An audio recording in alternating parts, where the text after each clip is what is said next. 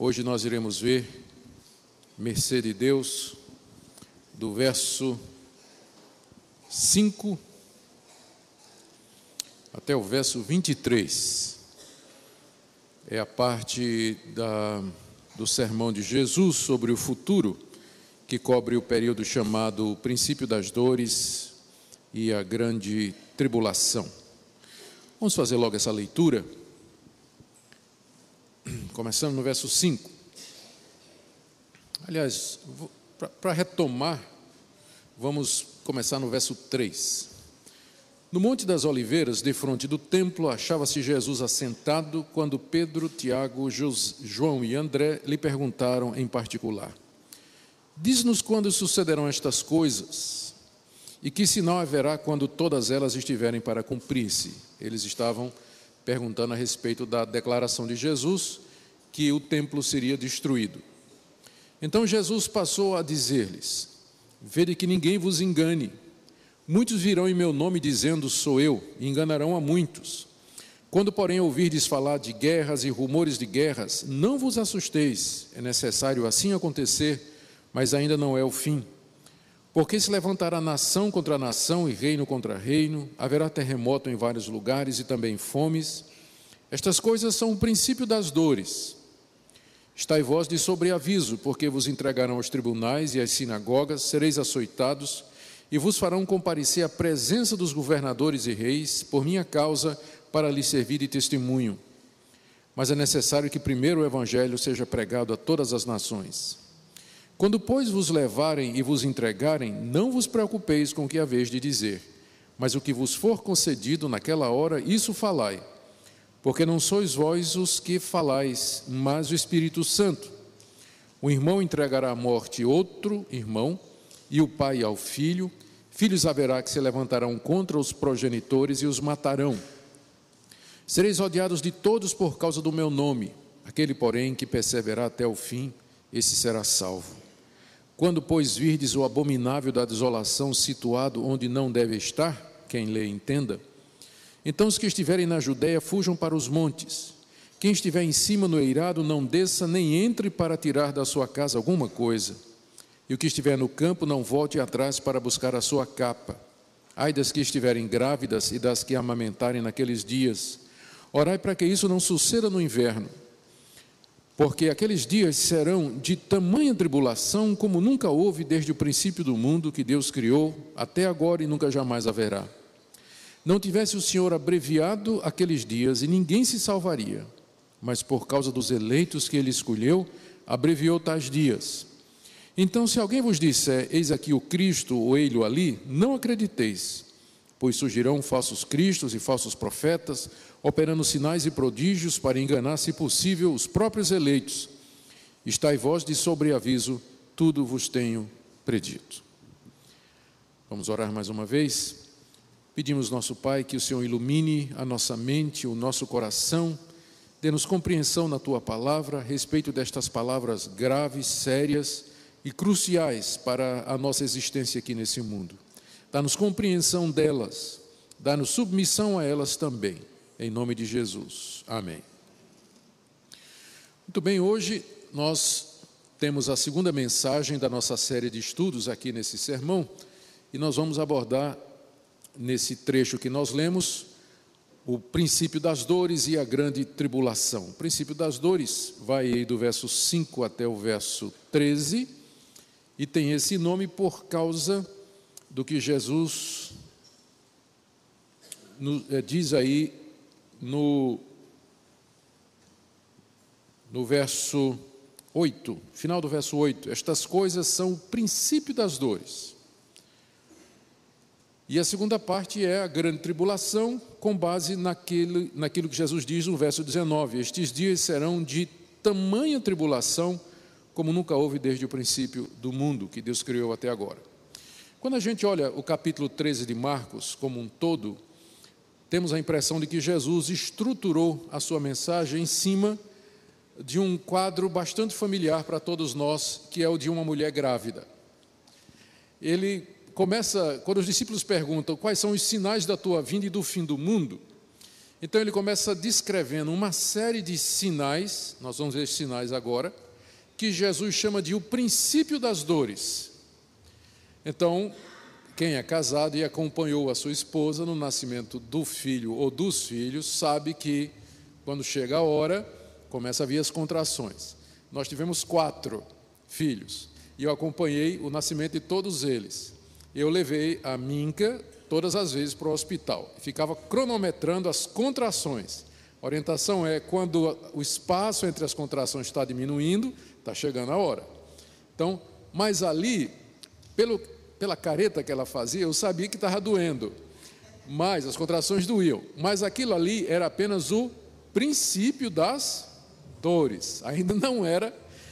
Depois é que vem a grande tribulação, né? É o momento de dar à luz mesmo. No caso dela, foram 4 partos naturais, não teve cesárea, não teve nada, então foi parto natural, grande sofrimento e dor. E em seguida vem o filho nasce, ele vem ao mundo, ele surge, trazendo alívio, alegria, felicidade para todo mundo. É essa sequência que Jesus está usando aqui para explicar a história do mundo.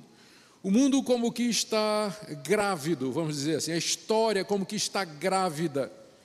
E ela está agora naquela fase de contrações, são os sinais que nós vemos, terremotos, guerras, violência, é um mundo em contração. E a coisa vai ficando pior até ficar insuportável, e então o Filho vem, Cristo vem, quando a dor alcançar o seu nível máximo, ele vem em glória, trazendo libertação, felicidade e alegria. Essa é a figura que está por detrás da estrutura do sermão, desse sermão que está aqui em Marcos 13. Hoje à noite nós vamos ver 2 períodos, que são o princípio das dores, né, esse presente momento de convulsões, de contrações da história da humanidade, seguido da grande tribulação, que é o momento mesmo de dar à luz, não é? Quando chegou a hora de dor e de expectativa. Então, a grande tribulação, o princípio das dores, aliás, e a grande tribulação. Nesse slide aí você tem o esboço do sermão escatológico. Aquilo que eu falei para vocês, agora você pode visualizar. De 1 a 4, Jesus falou da destruição do templo, nós vimos isso ontem. De 5 a 13, ele fala do princípio das dores, que nós vamos ver agora. Depois ele adverte sobre o período de grande tribulação, 14 a 23, também veremos hoje à noite. E amanhã nós veremos a sua chegada, seu retorno em glória, 24 a 27. E domingo à noite, encerrando 2 parábolas que Jesus contou sobre a necessidade de estarmos alertas e vigilantes, porque nós não sabemos quando ele haverá de voltar. Esse é o esboço do sermão. No próximo slide temos aí introdução. Nesse estudo nós temos a resposta de Jesus a 2 perguntas que os discípulos fizeram aqui no capítulo 13. Primeiro, eles chamaram a atenção de Jesus para a beleza do templo, e depois de Jesus dizer que tudo aquilo seria derribado, eles perguntaram em particular qual seria o sinal da destruição do templo e de todas as outras coisas que Jesus falou, e que essas coisas são a volta dele e o fim do mundo. E a resposta de Jesus, então, é o que nós temos aqui. É importante notar que quando Jesus dá a sua resposta, ele está respondendo não só a pergunta sobre quando o templo seria destruído, ele vai dizer isso também, mas ele está respondendo quando será o fim do mundo e a sua vinda. Então, ele está dando resposta a 3 indagações diferentes, embora ligadas entre si, no mesmo sermão. Por isso que nem sempre é fácil você entender que hora ele está falando de um e que hora está falando de outro. Então, tem hora que ele está falando de 2 coisas ao mesmo tempo. Então, é por isso que escatologia nunca foi unanimidade, porque tem várias interpretações diferentes, devido à natureza da profecia bíblica. A profecia bíblica, embora ela seja, comparativamente falando, exata muito clara e precisa, ao contrário de Nostradamus, e profecia dos Incas, e profecia de outras tradições religiosas. A profecia bíblica ela é muito exata, ela é precisa, verificável historicamente. Todavia, ela é feita de uma maneira a deixar os crentes sempre na expectativa. Sempre. A gente tem uma ideia do que vai acontecer, mas alguns aspectos não são claros de propósito, para que a igreja sempre fique em guarda, porque não tem ideia exata dos detalhes. Então, nem sempre é fácil separar esses assuntos e discerni-los. Por isso que nessa área de escatologia a gente tem que entrar com muita humildade, sabendo que pessoas de peso, de reconhecida piedade, têm opinião diferente da nossa. E não é que é uma questão de teimosia ou cabeça dura, mas é que o material mesmo, ele não é tão claro, essa área de profecia ela não é tão clara como, por exemplo, nas cartas ou nas exortações bíblicas, na exposição do Evangelho. Você pega, por exemplo, a carta a Romanos, não tem dificuldade ali, o assunto é muito claro. Mas na hora que Jesus começa a falar do futuro, ou o livro de Apocalipse, a coisa já começa a ficar um pouco mais complicado, não é? É o caso aqui.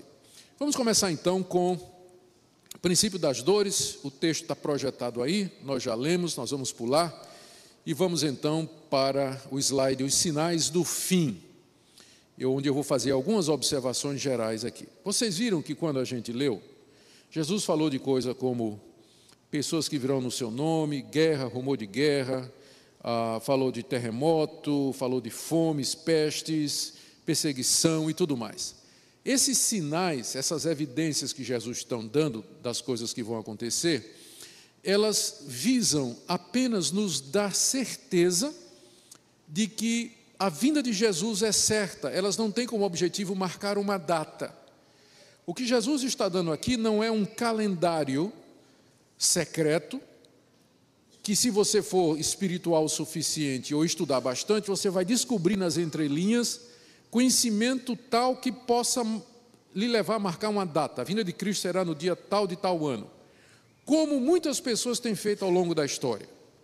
O alvo de Jesus aqui não é fornecer informação para que a igreja marque com certeza o tempo do seu retorno, mas o alvo de Jesus ao dar essas descrições aqui é dizer, olha, a prova de que eu vou voltar é que eu vou profetizar as coisas que vão acontecer até o dia da minha vinda. Então, estes sinais que Jesus nos deu há 2000 anos atrás, e que vem acontecendo exatamente como ele está dizendo, não são base para cálculo de dia de vinda de Cristo, mas apenas para nos garantir que aquele que acertou nisso também vai acertar quando ele diz que ele vai voltar. Ele tem a mesma autoridade. Se ele acertou com os sinais, ele também estava falando a verdade quando disse que um dia vai voltar. Então, o alvo é esse. Tanto é que, numa certa altura, descrevendo esses sinais, Jesus diz assim: estas coisas são o princípio das dores, mas ainda não é o fim. Ainda não é o fim. Porque as pessoas que não entendem isso, quando começa a ter uma guerra no Oriente Médio, o pessoal diz, aí, e já marca a vinda de Cristo para o mês seguinte, né? Israel tem um problema lá com os palestinos, já tem gente fazendo lá na tabela escatológica, marcando o dia, a data, cumprimento de Ezequiel não sei quanto, Daniel não sei quanto. Não creio que foi com esse objetivo que Jesus deu esses sinais, apenas para nos assegurar da sua vinda. Lembre também que os sinais que ele vai dar aqui, tanto se aplicam àquela pergunta imediata dos discípulos, quando é que vai ser a destruição do templo, quanto a outra pergunta, quando será o fim do mundo e a tua vinda? Então, essas coisas estão misturadas, lembrando que muitas profecias do Antigo Testamento, elas tinham aquilo que a gente chama de duplo cumprimento. Na verdade, tem uma aqui que tem 3 cumprimentos, e eu espero mostrar para vocês aqui. E, como eu disse, esses sinais servem para confirmar a autoridade de Jesus como profeta e filho de Deus. Próximo slide, o surgimento de falsos profetas. É o primeiro sinal que Jesus nos dá. Aqui você pode ver na sua Bíblia, Jesus passou a dizer-lhes, vede que ninguém vos engane, muitos virão em meu nome dizendo, sou eu, e enganarão a muitos. Jesus disse que muitas pessoas viriam no nome dele, dizendo, eu sou o Cristo, e enganarão a muitos. Agora, pense comigo no seguinte: quando Jesus disse isso, ele estava no Monte das Oliveiras, fugindo, ele ia para lá de noite para fugir dos judeus, com 12 discípulos, um dos quais ia traí-lo, outro ia negá-lo e 10 iriam fugir. Eram pescadores iletrados, gente sem expressão nenhuma. Jesus estava sendo rejeitado pelas autoridades do seu país, as autoridades civis e religiosas. Ele estava sendo ameaçado de morte. E esse homem, naquela noite, naquele morro, ele se vira para os discípulos e vai dizer: um dia vai aparecer muita gente dizendo: eu sou Jesus. Das duas, uma: ou ele é doido, ou megalomaníaco, com mania de grandeza, ou então ele é Deus. Porque na situação que estava, profetizar que um dia ele ia ser tão importante que as pessoas viriam querendo passar-se por ele.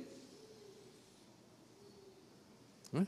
Imagina, ele dizer isso: um dia virá muita gente se passando por mim. Alguém podia olhar e dizer: quem é você para que as pessoas queiram se passar por você? Você é um galileu rejeitado aí, com um bando de discípulo ignorante, fugindo, se escondendo de noite no monte, com medo dos judeus. Então, ou ele era louco, ou era o Filho de Deus. O interessante é que ele acertou, né? Interessante é que ele acertou. Se era doido, ele acertou direitinho. Porque através da história, a quantidade de religiões que surgiram no nome de Jesus, pessoas que vieram como representante dele, gente se passando por ele, é muito grande. Um exemplo bem conhecido, só para citar um, é do líder coreano, Reverendo Moon, não é, que diz que é o Cristo, né? Ele diz que é o Cristo, criou a Igreja da Unificação, e já há vários anos, ele tem inclusive uma fazenda aqui no Mato Grosso, tem uma sede aqui, se não me engano, eu não sei se é do sul ou do norte, eu não sei. Tinha que ser do sul, né? Fazer o quê? Reverendo Moon. E mais descendo mais aqui para o sul do Brasil, você tem o Henri Cristos, né? Aquele sujeito meio desequilibrado lá que diz que é o Cristo. Então não falta quem apareça dizendo ser Jesus. E Jesus diz aqui que eles enganarão a muitos. Enganarão a muitos, para provar o quanto o ser humano é tolo e não tem compreensão, porque era só comparar Jesus Cristo com essas figuras e com essas personalidades que aparecem dizendo que são ele, para ficar claro a diferença. Mas ele profetizou que no seu nome religiões haveriam de ser criadas, multidões haveriam de se formar para seguir líderes se passando por ele, e que dessa maneira muitas pessoas seriam enganadas. E aconteceu exatamente como ele disse que haveria de acontecer. E Jesus disse aos seus discípulos, verso 5, cuidado que ninguém engane vocês, porque no nome de Jesus o engano religioso se espalharia pelo mundo. Infelizmente aconteceu. O próximo sinal que Jesus deu, está aí do verso 7 a 8, é de guerras e rumores de guerras. Quando ouvirdes falar de guerras e rumores de guerras, não vos assusteis, é necessário assim acontecer, mas ainda não é o fim, porque se levantará nação contra nação e reino contra reino. Quando Jesus disse essas palavras, elas também pareceriam inverossímeis, porque o mundo estava em paz. O Império Romano havia imposto, ainda que artificialmente, a chamada Pax Romana. O Império Romano, com seu poderio militar, havia obrigado os exércitos, os países, a aposentar os seus militares. Não permitia conflito entre países debaixo do seu domínio. Isso trouxe muitas vantagens: o trânsito livre entre países, acordos comerciais, a prosperidade da economia, a tranquilidade, proteção contra a violência e contra bandidos. Então, era um período de relativa paz no mundo. Todavia, Jesus diz assim: vocês estão vendo essa paz aí? Isso não vai durar. Se levantará nação contra nação, reino contra reino, vocês vão ter notícias de guerras. Depois que Jesus falou estas palavras, não se passou um único dia na história do homem em que um país não esteja em guerra contra outro. Se você ler a história da guerra, a história da humanidade, nunca houve um único dia de paz.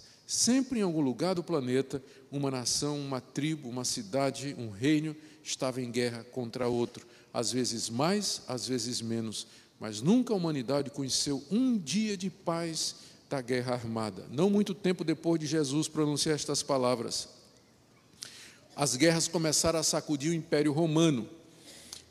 40 anos depois, essas guerras começaram. E só para vocês terem uma ideia, 4 imperadores romanos caíram num único ano: Galba, Otto, Vitelo e Vespasiano, por causa das guerras internas no Império Romano.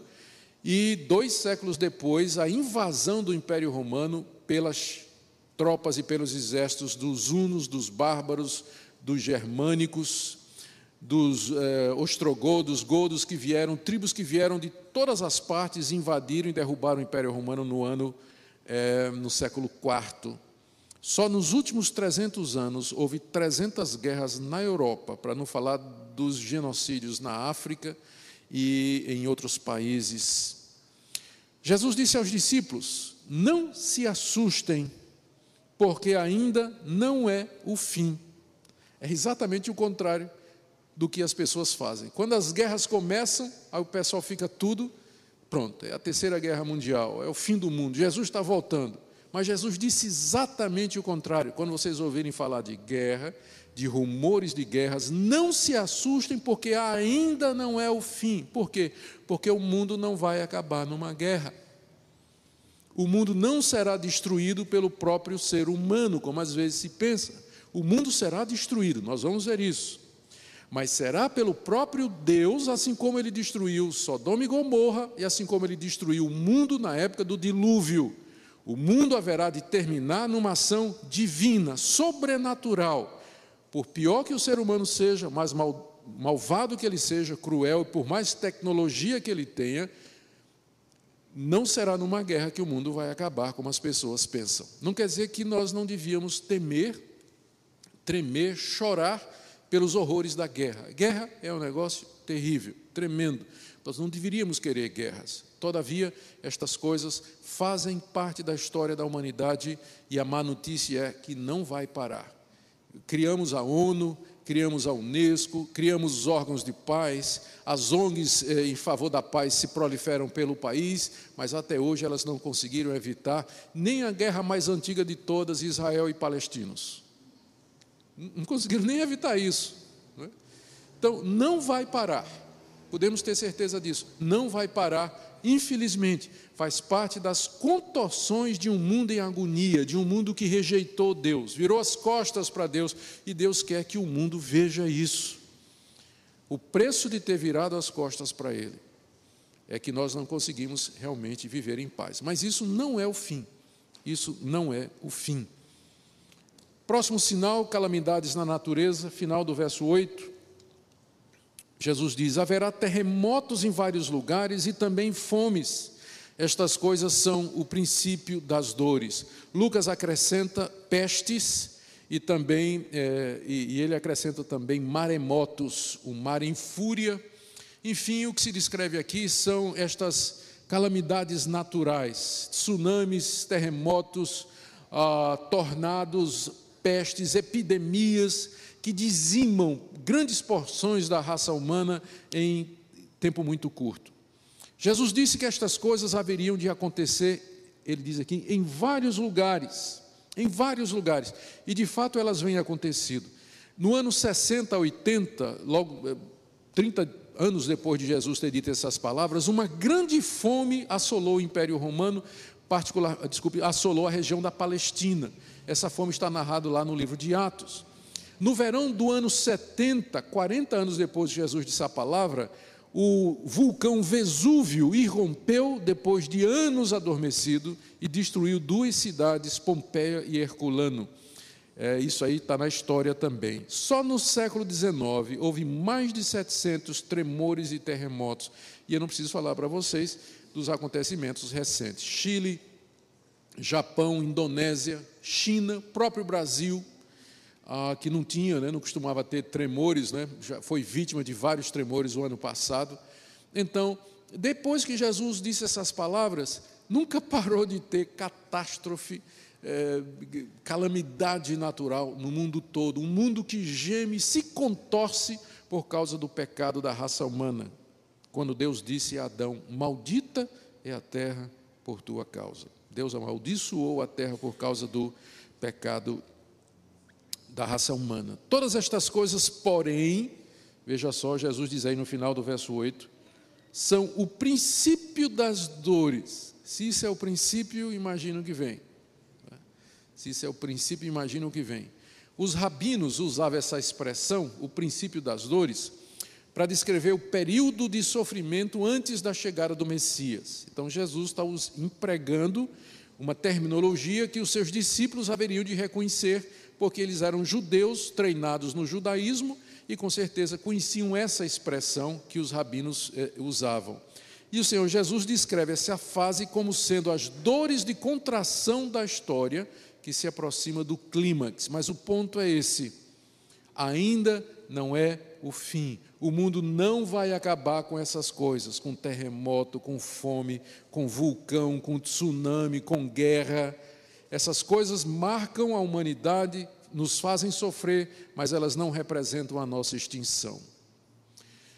Outro sinal que Jesus dá na sequência é a perseguição e martírio dos cristãos. 9 em diante. Estai vós de sobreaviso, porque vos entregarão aos tribunais e às sinagogas, sereis açoitados, os farão comparecer à presença de governadores e reis por minha causa, para lhes servir de testemunho.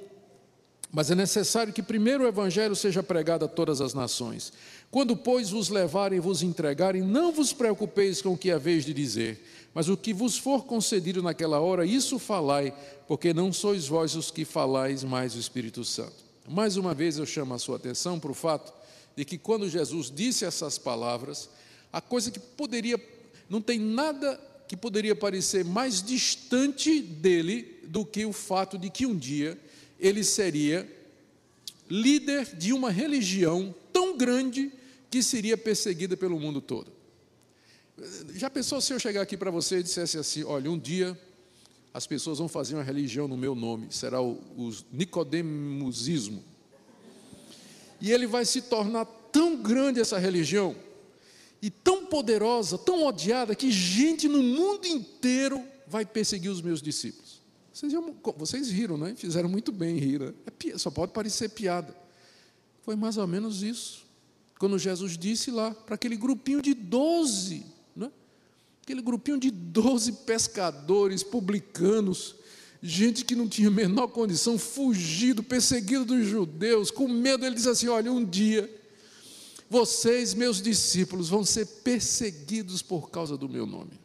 Vocês vão representar uma ameaça tão grande para os poderes desse mundo, que vocês vão ser levados diante dos reis, das autoridades, para responder a meu respeito. Parece megalomania, não é? Parece um megalomaníaco falando, só que ele acertou. Ele acertou. Hoje, da população de 6 bilhões do mundo, quase 3 bilhões se professa cristã. 2,6 bilhões, para ser mais exato, na última estatística. Então, ele acertou. E não só isso ele acertou. O cristianismo é a religião mais perseguida do mundo. Eu mencionei ontem para vocês, perdão, acabei não trazendo a fonte, não trouxe a fonte hoje, não trouxe hoje também. Mas pesquisas recentes de ONGs preocupadas com perseguição religiosa apontam que atualmente cerca de 200 milhões de cristãos estão sofrendo em países comunistas, países muçulmanos, países fechados, países ateus, países secularizados. O número vai a 200 milhões. Agora, quem jamais pensaria isso no dia em que Jesus proferiu estas palavras? Por causa de mim, vocês serão perseguidos e vocês serão levados diante dos tribunais. Logo depois que Jesus falou isso, começa a perseguição dos judeus contra os cristãos. Perseguiram Jesus, em seguida perseguiram os apóstolos lá em Jerusalém, e se seguiram 10 perseguições do Império Romano, do imperador Nero até Diocleciano, cada uma pior do que a outra. A história dos mártires nos dá testemunhos tremendos de pessoas que foram torturadas e mortas porque não negaram a Jesus. As perseguições na Idade Média, as perseguições da Igreja Católica do período da Idade Média à Reforma, governos comunistas e muçulmanos, nos dias de hoje, sempre foi assim. Se nós estamos vivendo num país onde, por enquanto, a liberdade religiosa, nós devemos, por isso, agradecer a Deus, mas saibam que isso não é verdade em grande parte da cristandade espalhada pelo mundo. O número de mártires e de gente perseguida entre os cristãos é muito grande. A advertência de Jesus aos discípulos foi esta daqui. Eles deviam ficar de sobreaviso para não serem surpreendidos pela dor, pelo sofrimento e pela morte. Estai de sobreaviso. Essa deve ser a atitude do crente. Estar de sobreaviso significa o seguinte: você já foi avisado, então você está de sobreaviso, você foi alertado, então fica atento, porque hoje pode parecer muito tranquilo, mas você já está avisado de que essa situação pode mudar. Então, viva cada dia, agradecendo a Deus diariamente por essa liberdade, porque pode ser que amanhã você não tenha mais, a situação mude. Estai de sobreaviso, estejam preparados. O Senhor Jesus também prometeu, está aí no verso 11, nos dá o Espírito Santo para nos iluminar na hora que nós formos levados diante dos nossos algozes. Quando vos levarem, verso 11, e vos entregarem, não vos preocupeis com o que haveis de dizer, mas o que vos for concedido naquela hora, isso falai, porque não sois vós o que falais, mas o Espírito Santo. Jesus prometeu aos seus discípulos o Espírito Santo para auxiliá-los na defesa diante das acusações. Essa promessa tem sido usada de maneira errada às vezes, por pregadores preguiçosos, né? Que em vez de se preparar para pregar o sermão, eles dizem assim: o Espírito Santo dá na hora. E aí não estuda, não se prepara, eles acham que só abrir a Bíblia o Espírito Santo vai dar mensagem. E eles apontam para esse texto aqui, ó. Só que esse texto aqui foi dado para cristãos em situação de perseguição. Porque, primeiro, eles provavelmente nem têm uma Bíblia na mão. Segundo, não tem tempo nem como estudar e se preparar. Então, numa situação de emergência, o Espírito Santo vai ajudar aqueles que vão dar testemunho de Jesus. Mas o Espírito Santo geralmente não ajuda preguiçoso. Pode ter certeza disso, não é? Não ajuda preguiçoso. Então, normalmente os cristãos, os pregadores, os líderes, eles têm que ler, estudar, meditar, estar prontos para dar razão da esperança que há neles. Em situações extremas de necessidade e carência, o Espírito de Deus, então, supre a necessidade ajudando. E, de fato, nós lemos testemunhos belíssimos na história dos mártires. Os interessados em ler mais a respeito do grande período de perseguição dos romanos, e vai até um pedaço da patrística, eu recomendo o livro de Fox, o livro dos mártires, já publicado em português e, se não me engano, pela CPAD, a Assembleia de Deus. Esse livro está publicado e ele traz testemunhos interessantes, assim, comoventes de cristãos que morreram por causa do nome de Jesus e que não negaram a fé. Perseguição e martírio de cristãos. O próximo, a pregação do Evangelho no mundo, verso 10, pus no slide aí verso 11, mas está errado, é verso 10. Mas é necessário que primeiro o Evangelho seja pregado a todas as nações. A palavra Evangelho significa as boas notícias. Que boas notícias? Que Jesus é o Filho de Deus, que Ele morreu pelos nossos pecados, ressuscitou ao terceiro dia e haverá de voltar. E que todos aqueles que se arrependem dos seus pecados e creem, são perdoados e aceitos por Deus, e não entrarão na perdição eterna, mas haverão de entrar na bênção do reino que Deus tem preparado para os que o amam. Essa é a boa notícia. Agora imagine Jesus dizendo: um dia o meu nome vai ser anunciado no mundo inteiro, esse evangelho vai ser pregado a todo mundo.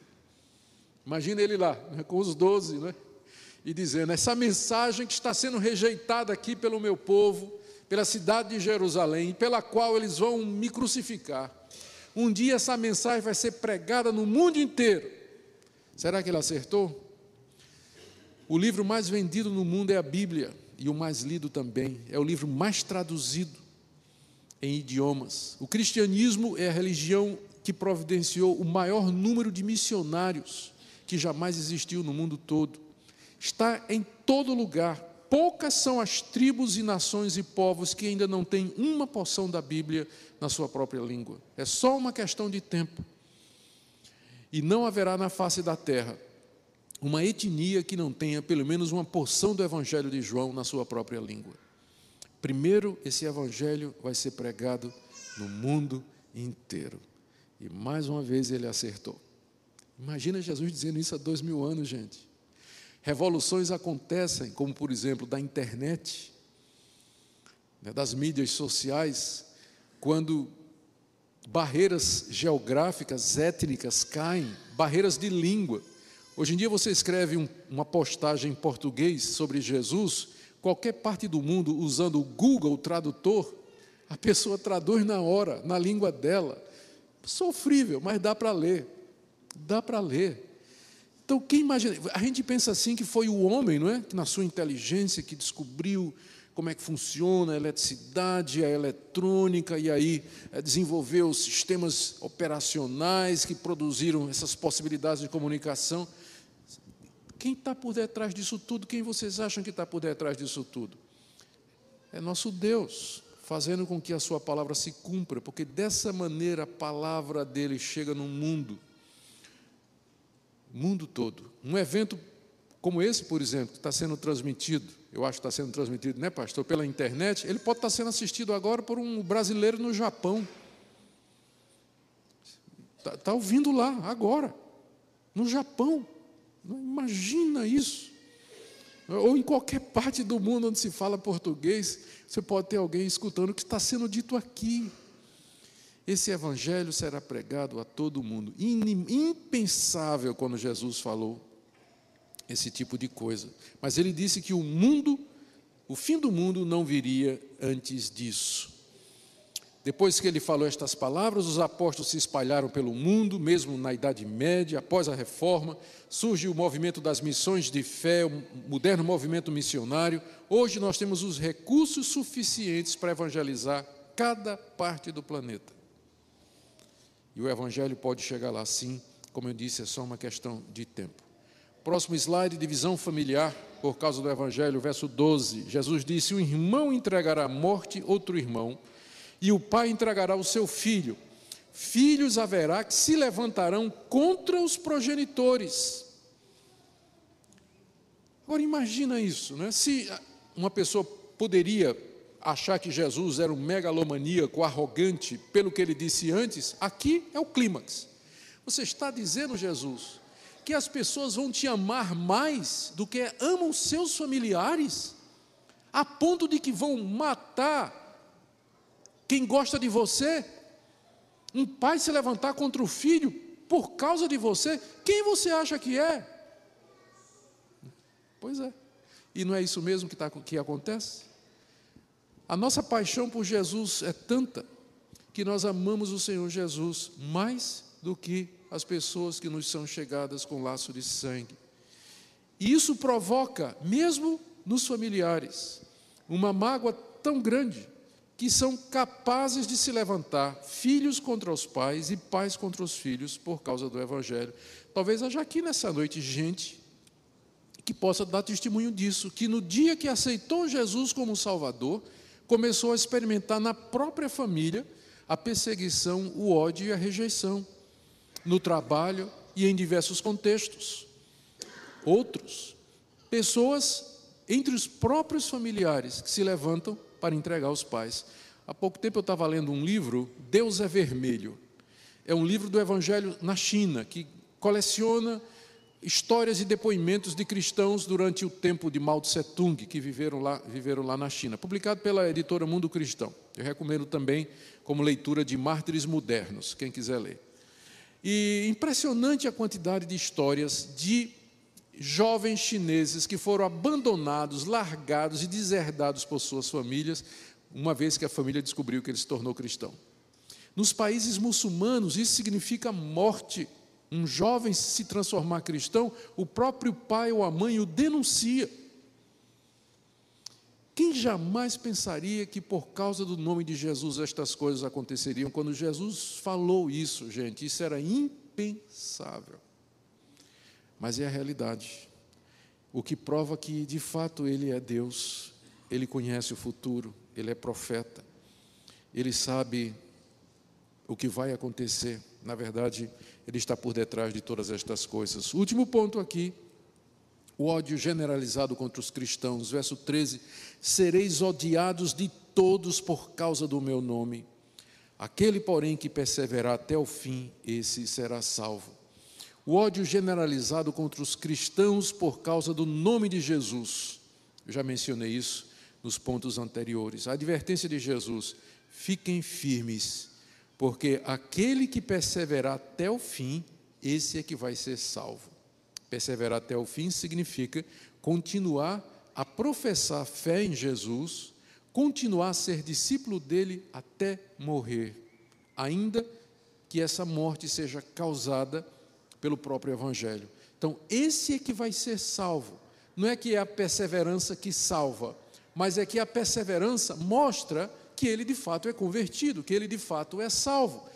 O cristão nominal, aquele que está na igreja por outros motivos, quando vem a perseguição, ele abandona a fé, abandona a igreja, muda de lado, porque não é uma coisa do coração, ele não é convertido.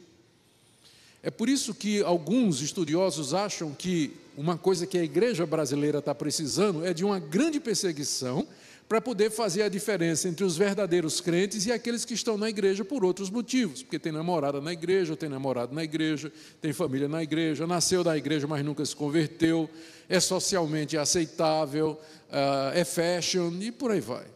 Então, de repente, uma perseguição é fashion, porque se não fosse, não tinha artista aí, né, dizendo que é crente, né? Então, uma perseguição, ela separa o joio do trigo, como um vento forte que bate numa árvore, sacode a árvore, e o que tiver podre cai, e o que tiver firme, seguro, não é? Permanece. Então, os que perseverarem até o fim, esses de fato é que serão salvos. Gente, o que é que nós podemos aprender diante dessa relação extraordinária de sinais que Jesus deu há 2000 anos atrás e que se cumpriram exatamente como ele disse? O que é que isso tudo nos indica? Primeiro, lembremos que esse período é chamado por Jesus de o princípio das dores. Ainda não é o fim. São os estertores de um mundo que se encaminha para o seu final. É um período de perseguição, de sofrimento para a igreja, mas note que também é um período de evangelização e salvação. Ao mesmo tempo em que a igreja é perseguida, há martírios, há torturas, há ódio e perseguição, ao mesmo tempo a evangelização do mundo continua. Parece um paradoxo, não é? Mas a igreja sempre foi mais forte quando ela foi perseguida. Sempre foi mais forte, a ponto de você ter um dito antigo que é assim: o sangue dos mártires é a sementeira da igreja. O sangue dos mártires é a sementeira da igreja. Quanto mais perseguida, mais a igreja evangeliza, mais ela cumpre a sua missão no mundo. Quando deixada em paz, ela se acomoda, ela vira um grupo social, ela vira um clube. Ela funciona em torno dos seus membros, manutenção, mas é quando vem a perseguição mesmo que ela se agiganta. Por isso que perseguir cristão é caso perdido. O diabo sabe disso. Não sei porque é que ele continua, porque quanto mais ele persegue, mais a igreja se multiplica. Quanto mais ele se mata um, aparece dois do sangue daquele que morreu. E assim por diante. Ele mata um Estevão, mas surge um Saulo no lugar. E que é muito pior do que Estevão, né? O Saulo de Tarso foi muito pior. Ali foi um erro do diabo, né?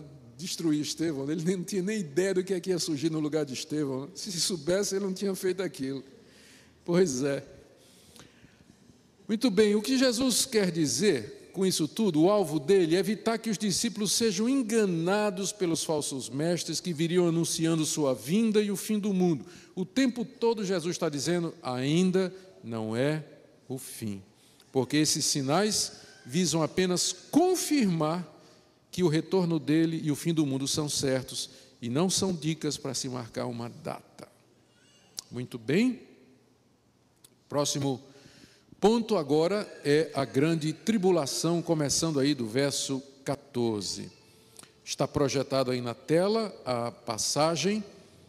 Eu destaquei aí no verso 19 o trecho de onde se tira o título dessa sessão. Aqueles dias serão de tamanha tribulação como nunca houve desde o princípio do mundo que Deus criou até agora e nunca jamais haverá. Alguns pontos aqui que a gente tem que ponderar quando vai entrar nesse período da grande tribulação. A grande tribulação é o período que se segue a esse momento que nós estamos vivendo. Se você perguntar, o que é que vem agora? Eu não sei quando virá, mas eu sei que a próxima etapa, de acordo com o calendário, o cronograma que Jesus colocou aqui, é o que ele chama de a grande tribulação. Tá? Quer dizer, parece ser uma intensificação disso tudo. Uma crise climática na história do mundo. Um pico de crise que introduz o final do mundo. Então, é isso que parece que vai acontecer. Então, ponderemos no seguinte. Esses sinais que nós acabamos de ver, eles surgem durante o período entre as duas vindas de Cristo. A primeira vinda, para morrer. A segunda vinda, como rei, para reinar em glória. A primeira já aconteceu, a segunda está para acontecer, nós estamos no período entre elas. Estes sinais servem para confirmar o fim do templo, do mundo e da segunda vinda, como eu disse, não é um calendário de eventos. Aqui Jesus fala, esse período aqui que nós vamos ver agora, de 14 a 23, ele está respondendo duas perguntas. Ele está respondendo a pergunta dos discípulos, quando é que o templo vai ser destruído? E ele emenda com isso para falar a respeito do que vai acontecer imediatamente antes da sua vinda, nesse período chamado a Grande Tribulação. Ou seja, ele não fala somente da destruição do templo, mas da sua vinda e do fim do mundo. Esses assuntos, eu já observei isso, eles estão misturados no mesmo espaço, de maneira que nem sempre é muito claro, é fácil entender. Agora vamos ver esse período que ele chama de a grande tribulação. E eu vou pedir aqui a sua paciência, porque a chave para a gente entender esse período aqui é a interpretação desse abominável da desolação, que Jesus fala no verso 14. Ele diz assim, quando, pois, virdes o abominável da desolação, situado onde não deve estar, quem lê, entenda. Então ele passou a bola para nós, né? Quem lê, entenda. Eu não vou explicar. Quem lê, entenda. Então, nós estamos lendo, vamos tentar entender. Então, os que estiverem na Judéia, fujam para os montes. Então, você nota como ele mudou o tom. Os discípulos perguntaram, quais são os sinais da destruição do templo e da tua vinda? Aí ele deu aqueles sinais que caracterizam esse tempo agora, dizendo ainda não é o fim. E aí, ele diz no verso 14, quando, pois, vocês virem o abominável da desolação, ou seja, ele está retomando agora a questão do templo. Está retomando a questão do templo. Quando vocês virem o abominável da desolação, situado onde não deve estar, quem estiver na Judéia, fuja para os montes. Por que eu estou dizendo que ele retoma a questão do templo? Por isso que ele disse, né? Quando vocês virem o abominável da desolação, vão embora da Judéia, fujam para os montes. Então, ele voltou a tratar daquela questão local, imediata, dando orientação para os discípulos fugirem quando apareceu o abominável da desolação. Bom, essa figura escatológica aí, o abominável da desolação, que está ligada à grande tribulação, se manifestou em 3 períodos na história.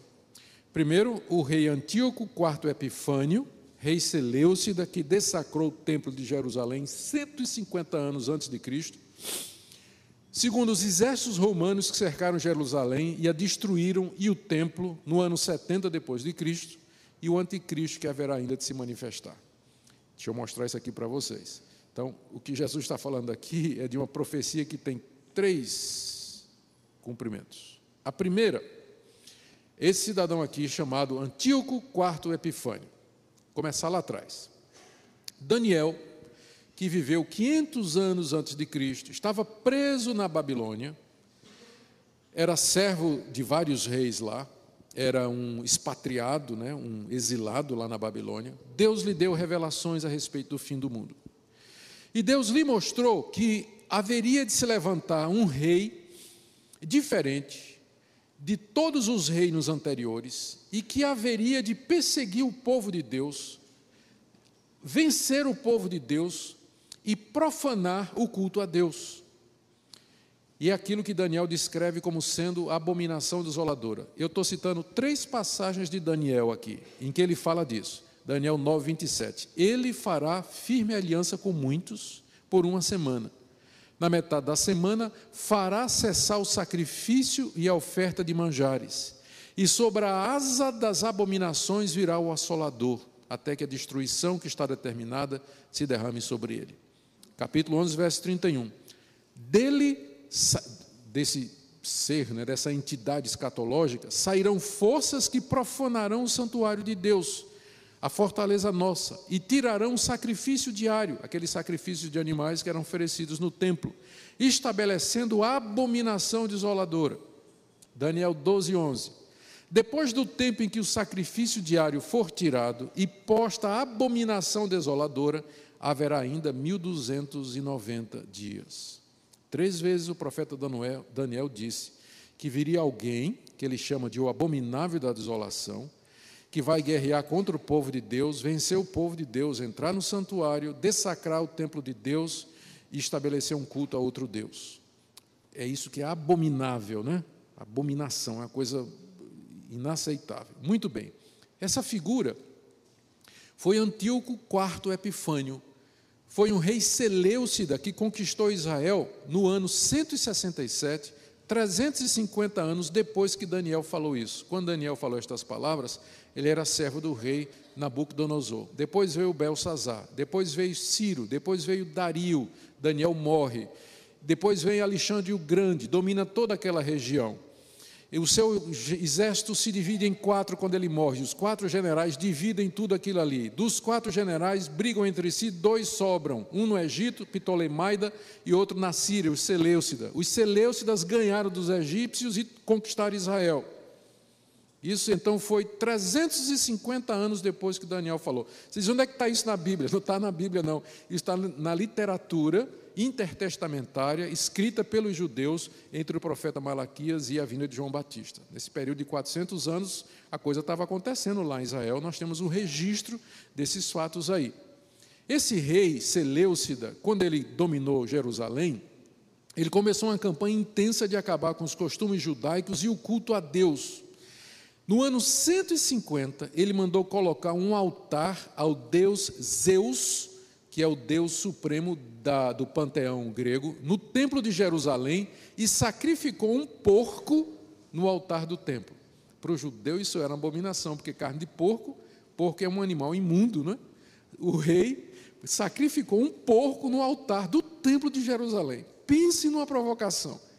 E de fato os judeus ficaram tão revoltados que começaram a se rebelar e guerrear contra os Seleucidas, encabeçados por Jonatã Macabeu, um sacerdote velho que não aguentou, não é? Ele se revoltou e liderou uma revolta que ficou conhecida como a Guerra dos Macabeus. E finalmente, depois de muitos anos de sangue, de guerra, de briga, os judeus conseguiram uma liberdade provisória até chegarem os romanos e dominarem outra vez a Israel. E é nesse tempo que Jesus nasce, não é? Quando os romanos estão dominando Israel. Ele é o cumprimento inicial da profecia da abominação desoladora. É impressionante como Daniel escreveu em detalhes o que esse rei faria.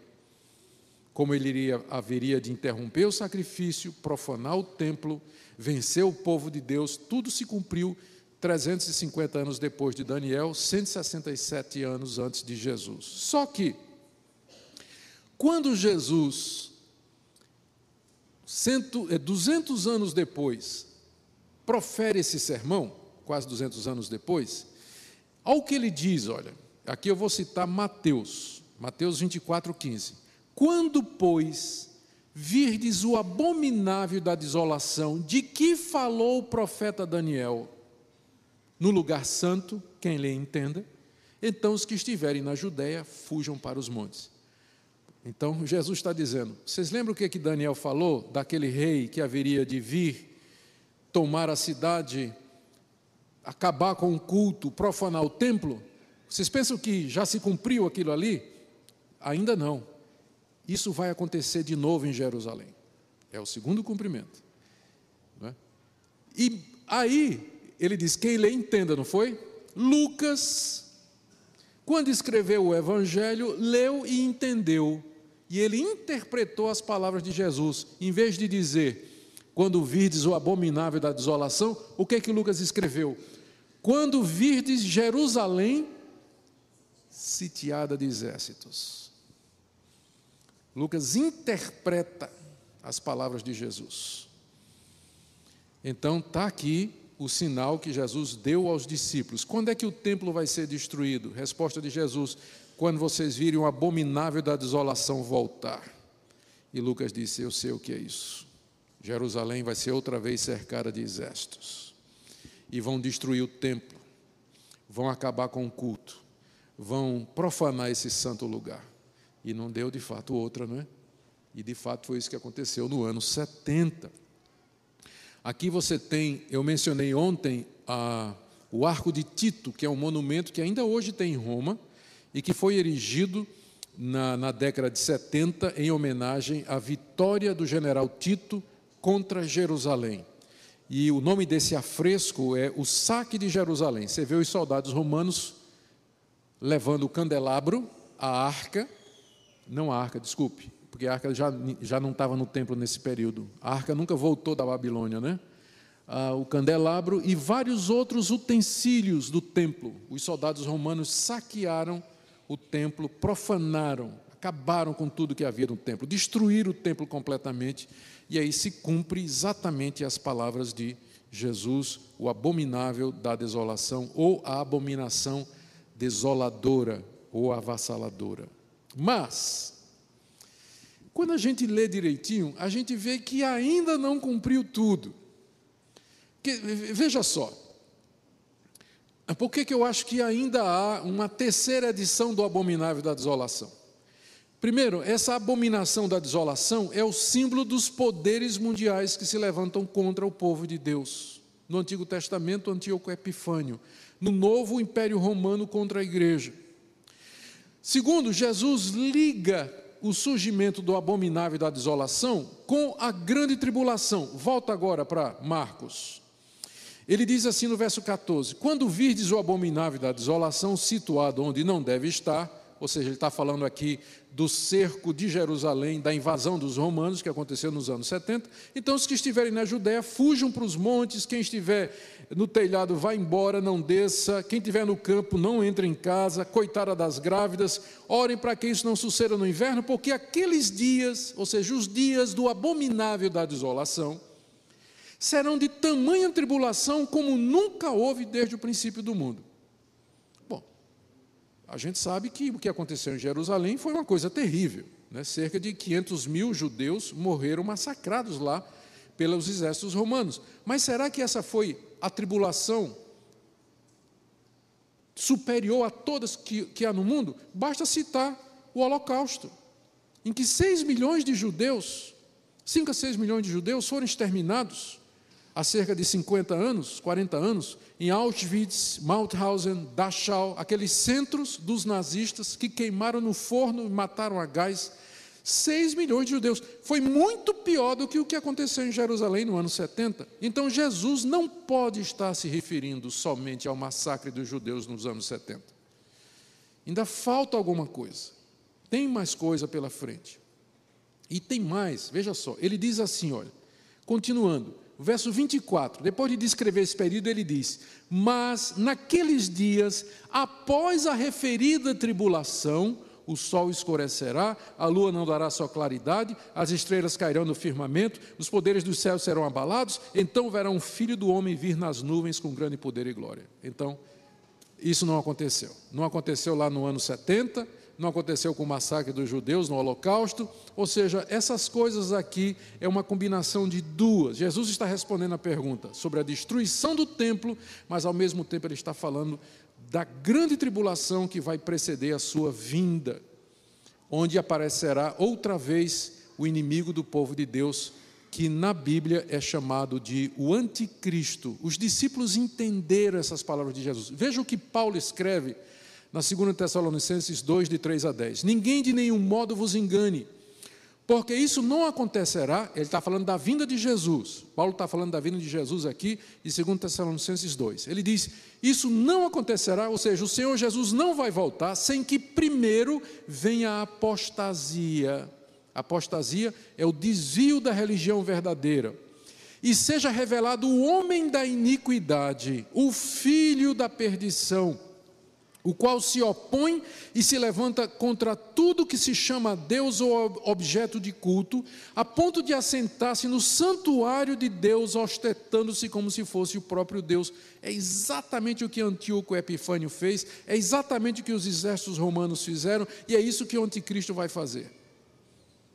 Ele é chamado por Paulo de o homem da iniquidade, o filho da perdição. Então será de fato revelado o iníquo, a quem o Senhor Jesus matará com o sopro da sua boca. Ele pode parecer muito grande e poderoso, mas o Senhor Jesus vai fazer só assim. Só. Aí, acabou. E o destruirá pela manifestação de sua vinda. Ora, o aparecimento do iníquo é segundo a eficácia de Satanás, com todo o poder, sinais e prodígios da mentira, com todo o engano de injustiça aos que perecem. Paulo, interpretando Jesus, ele fala desse abominável da desolação e o chama de o homem da iniquidade, o filho da perdição, o iníquo, que vai querer tomar o lugar de Deus, parecer como Deus, vai guerrear contra o povo de Deus e que será destruído quando o Senhor Jesus voltar. Veja o que João diz, filhinhos, já é a última hora. E como ouvistes que vem o anticristo, também agora muitos anticristos têm surgido, pelo que conhecemos que é a última hora. Quem é o mentiroso, senão aquele que nega que Jesus é o Cristo? Esse é o anticristo que nega o Pai e o Filho. Nisso reconheceis o Espírito de Deus, todo espírito que confessa que Jesus Cristo veio em carne é de Deus, e todo espírito que não confessa Jesus não procede de Deus. Pelo contrário, esse é o espírito do anticristo, a respeito do qual tendes ouvido que vem e presentemente já está no mundo. Então, já na igreja apostólica, se começou a pregar a vinda do anticristo como esse que se levanta contra Deus, toma o lugar de Deus, nega Jesus Cristo, tem um governo mundial, vai enganar a todos, mas que será destruído pela vinda do Senhor Jesus. E ele diz aqui, João diz, que o espírito do anticristo já está presente nas falsas religiões, nos falsos profetas, nos governos que perseguem a igreja. São manifestações do anticristo, a ponto dos reformadores dizerem que o Papa é o anticristo. E, na verdade, foi mais a segunda geração de reformadores, não é?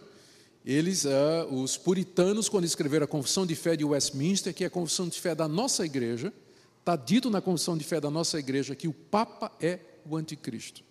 Eu não creio que é a figura do Papa, mas o espírito de alguém que se apresenta como substituto de Deus no mundo, que é isso que o Papa faz, né? Na mitra dele está escrito que ele é o representante do Filho de Deus aqui nesse mundo.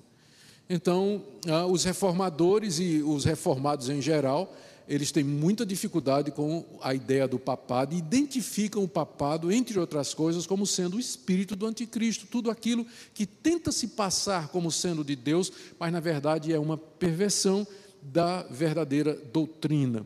Os impérios, os governos ateístas, perseguidores de cristãos, os poderes mundiais que se levantam contra a igreja, são todos manifestações do espírito do anticristo, mas ainda não é o fim. Próxima etapa, então, se você me pergunta qual é o próximo passo do calendário de Deus, é a grande tribulação que será inaugurada com o aparecimento do anticristo. Quando vai ser isso? Não sei, ninguém sabe. Mas pode ser uma coisa muito rápida. Hoje o mundo já está preparado para um governo mundial, não é?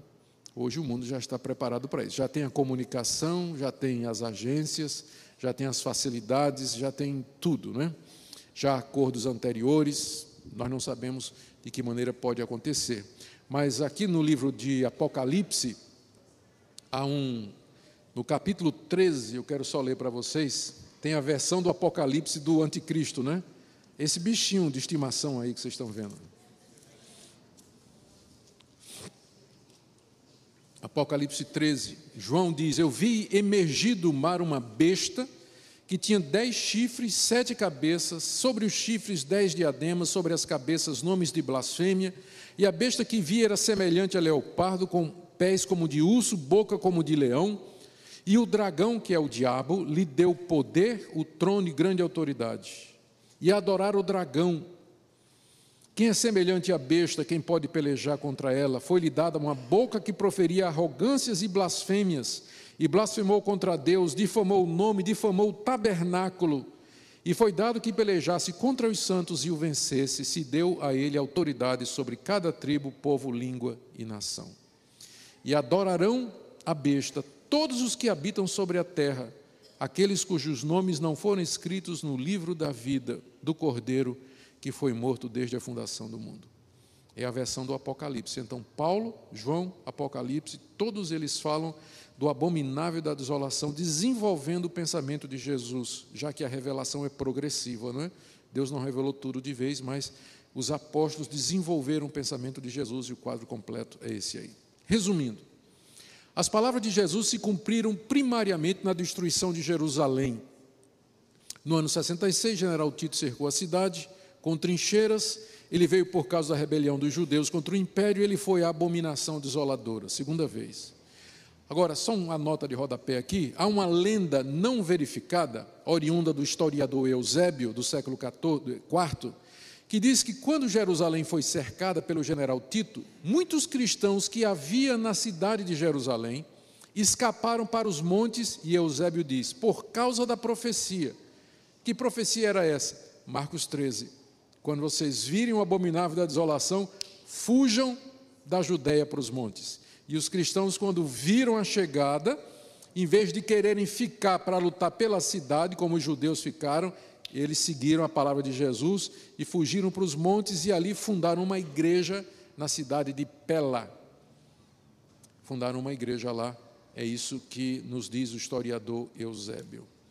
A grande tribulação, então, no cerco e destruição de Jerusalém se cumpriram, mas estas palavras apontam para outro período, e aqui está o resumo: o domínio mundial do anticristo, o abominável que traz desolação, período curto de intenso sofrimento sobre todo o mundo, sofrimento sem igual, a igreja perseguida intensamente à beira da extinção. Temos aqui uma promessa maravilhosa, quando então nos é dito aqui, em Marcos 13, verso 20, se não tivesse o Senhor abreviado aqueles dias, ninguém se salvaria. O sofrimento vai ser tão grande que Deus, pela misericórdia do seu povo, vai abreviá-los. Por causa dos eleitos que Deus escolheu, Ele abreviou tais dias. E Ele termina dizendo no verso 23, estai vós de sobreaviso, tudo vos tenho predito. Estejam preparados. Aqui são as orientações para fugir, já vimos: não se deixar iludir pelos falsos profetas anunciando o fim do mundo, ficar prontos, terminando com isso aqui. Eu quero destacar esses pontos aqui para nós, para terminar. O que é que nós podemos aprender, meus irmãos, com tudo isso? Primeiro, a exatidão da profecia bíblica e a veracidade das palavras de Jesus.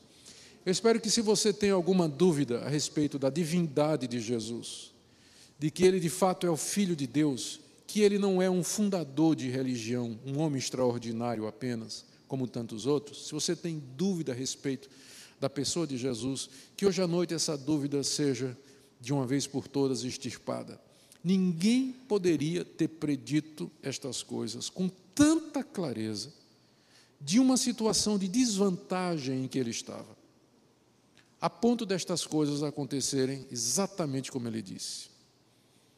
Eu espero que isso convença você a respeito de Jesus e que leve você a buscá-lo como o Senhor de tudo e de todos, como o Salvador do mundo.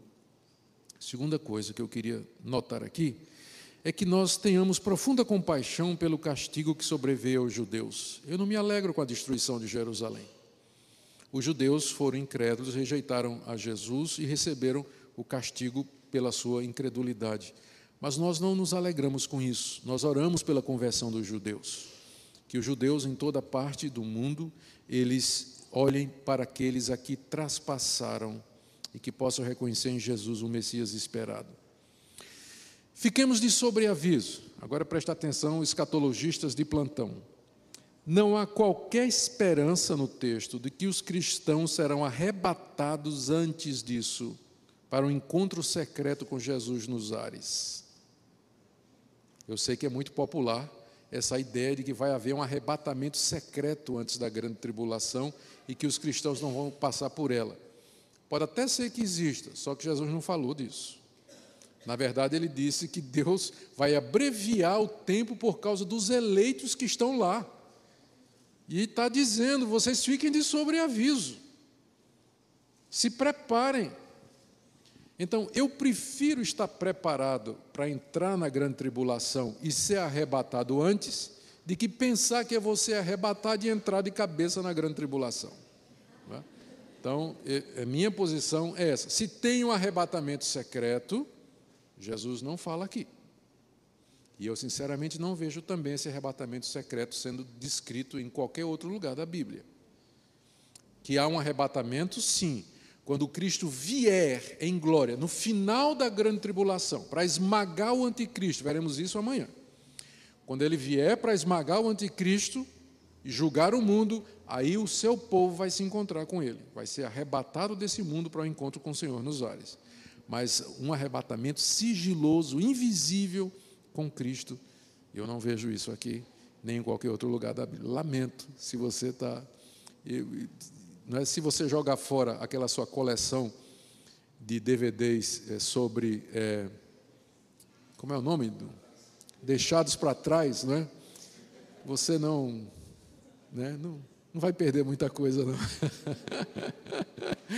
Tem coisa boa, mas a ideia de um arrebatamento, não é? Secreto e que...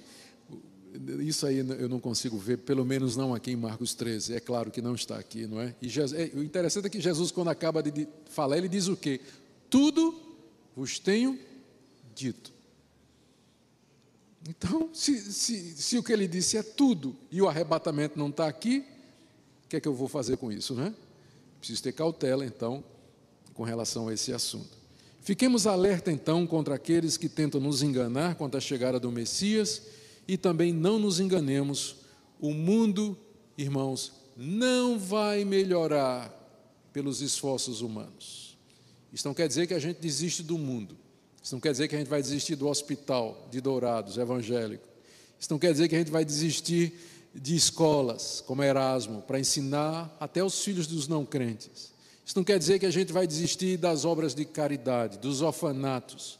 Isso não quer dizer que a gente vai desistir de bons políticos que passem leis boas, que protejam o pobre, que combatam a corrupção. Nós temos que fazer boas obras, fazer o bem até o dia da vinda do Senhor Jesus, mas a gente sabe que o mundo não vai ficar melhor. Vai ser assim como Jesus disse, e só quando Ele voltar é que nós teremos aquele reino de paz, de justiça, de tranquilidade, de equidade, de alegria e felicidade eternos. E até lá nós oramos, Maranata, vem Senhor Jesus. Amém? Ó Deus, obrigado pela Tua palavra, obrigado por Marcos, que registrou o sermão de Jesus, por Mateus, por Lucas. Obrigado por Paulo, que entendeu, interpretou e registrou, também pelo apóstolo João, que ouviu quando Jesus disse essas coisas. Obrigado pelo livro de Apocalipse, por toda a Tua palavra, pelo profeta Daniel, pessoas que o Senhor levantou, inspirou e deu condição de escrever a Bíblia para o conforto da Tua igreja em todas as épocas. Ó Deus, nos ajuda a ser fiéis a Ti, a amarmos a Tua vinda, Te amarmos acima de tudo, lembrar que somos peregrinos aqui, que aqui não é o nosso lar. Ajuda-nos, Senhor, no tempo que nos resta a fazer o bem, mesmo sabendo que o bem supremo será trazido pelo Senhor e não pelo esforço humano. Abençoa Teu povo aqui reunido nessa noite, em nome de Jesus. Amém.